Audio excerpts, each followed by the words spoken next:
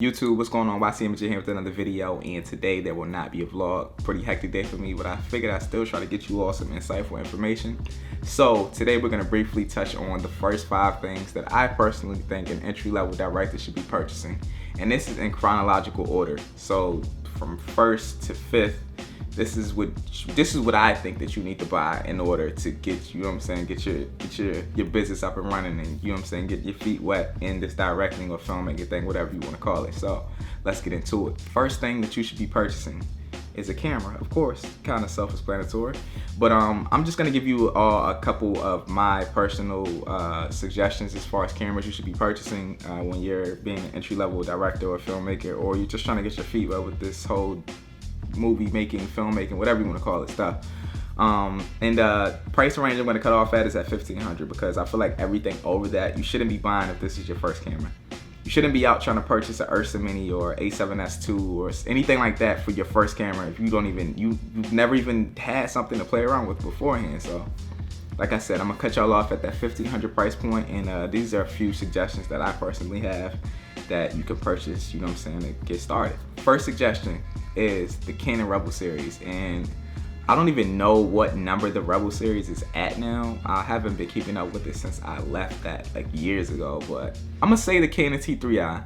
And I say that because it's dirt cheap. It has this swivel screen on it, has everything you need to just get started. And a lot of those Rebel cameras, most of them, almost all of them, have that same 18 megapixel video sensor. So you're still getting the same video quality out of all of them. That's why, like, when I had a T2i way back in the day, I would never upgrade, because the video on it is exactly the same. They just add a little bit of photography features and maybe even a little bit of movie features, but all in all, you're still getting the same quality. So if you're looking to get a Rebel, man, I'm gonna suggest you get a T3i. They're dirt cheap. It looks the same. You can achieve the same type of things from it. Go for a T3i. I mean, I'm sure they're like dirt cheap. Next camera suggestion I'm gonna go with is the Lumix G7, and I had a chance to play with this for a very little bit, but it has internal 4K on it.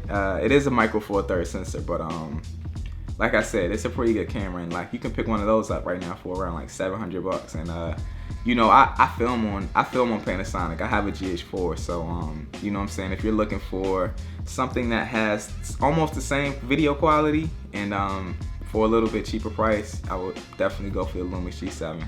Another camera that I'm gonna suggest is the Sony a6300, which is what I'm filming on right now.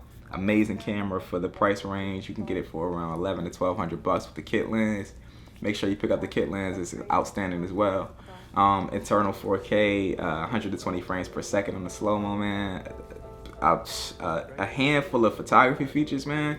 A6300 is perfect for anyone who's entering into this. Next camera I'm gonna suggest is the Panasonic Lumix GH4.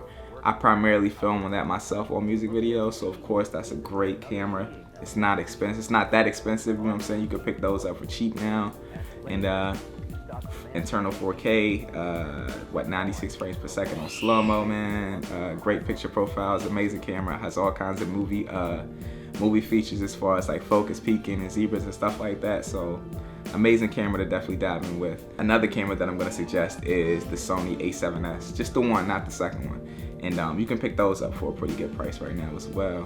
Not internal 4K, but the low light capabilities on it are amazing. The 1080 is very crispy. So I'm gonna suggest the A7S one for my last and final entry camera. Second thing that I would suggest purchasing is a 50mm lens. I don't know, y'all like, what the fuck? Yes, a 50mm lens. Specifically speaking of the Canon EF mount one. And yo, the 50mm lens is by far the best quality lens you can get for the price. You can get those brand new for like $100. Canon EF mount lenses are the most efficient lenses because they have an adapter to mount them to any kind of camera. Sony, Panasonic, anything. Everything is always an adapter to mount a Canon EF lens to it. So the Canon 50mm lens, the quality is amazing. It'll change your shooting style to give you depth.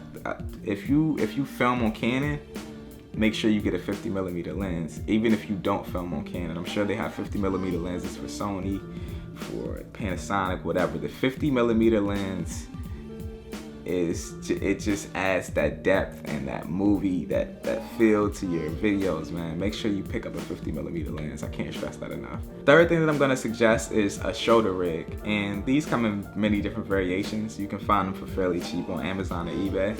And like I said, any of those will work. These are just used to give your shot a more stable look to it.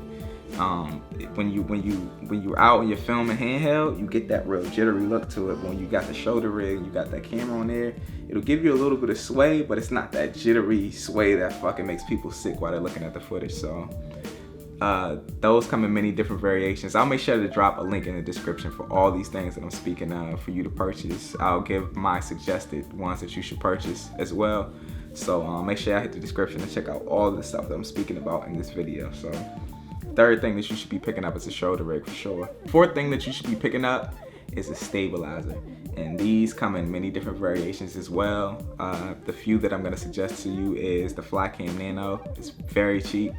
And if you can balance it, you can get some amazing shots. And the Glide Cam. The Glide Cam comes in many different variations as well, but I'm just gonna suggest maybe the HD 1000 and the HD 2000. Those two for the entry-level DSLRs and mirrorless cameras are amazing. You should definitely try to pick one of those up. And you definitely need a stabilizer, man. You're gonna wanna get those smooth shots. Sometimes you might be shooting an R&B video and you need those smooth shots. Or you might be filming a wedding and you need it to look real smooth. Or you know what I'm saying? You might want your B-roll to look smooth. So a stabilizer is definitely something that you need to be picking up. And depending on the shooting style that you're gonna be preferring, you might even wanna pick that up before you get a shoulder rig, you know what I'm saying? So just keep that in mind. You definitely need a stabilizer. I'll make sure to drop the links in the description below to all of the stabilizers that I would personally suggest that you pick up, because there are a million different ones you can get. Fifth and final thing that you need to be purchasing, being an upcoming director, filmmaker, creator, whatever, you need to be purchasing branding. What I mean by branding is you need a logo, you need business cards, you need flyers, you need nice social media banners. You need to be paying a graphic designer, if you're not a graphic designer yourself, to get your image looking right. Your image is your most important thing as a creator that you can have. Like, if you have great quality work but people aren't gravitating towards you because of the image you have online, your image online may be crappy or it may not look good. Like, you're just wasting. A hustler will beat someone with talent every time, and you can directly tie and hustle with image, man. Every time. You need a good logo, you need a good looking business card, you need a good flyer, you need a good social media banner, you need a good website, you need great everything. You need to invest that money into branding. You need to brand yourself to be looking like the most effective, cool looking ass creator on the internet, man. That's what's gonna sell stuff to people, the way you look. Not the way your work looks. The way your work looks is very important, but if you look bad and you can't promote this stuff to people in a good looking way, they're not gonna want your services. And that just is what it is, man. Like, just to keep it 100 with you, man. Your branding may be more important than how your work looks. And I know that sounds crazy as fuck, but you gotta draw people in before you can even show them your work. If somebody sees you online and they don't like the way you look, then they might not even go check out your work. So branding is very important, man. Make sure y'all invest that money in branding. Don't take that for granted at all. I see a lot of people just going out and buying a shit ton of equipment and thinking that's gonna sell shit to people, and it's really not. It's really not. Image is everything. Remember that, man. With that being said, I'm gonna wrap this video up. If you liked it, you found this information insightful, make sure to drop a like on the video, subscribe to my channel as well, and I'm gonna check you out on my next vlog tomorrow. Peace.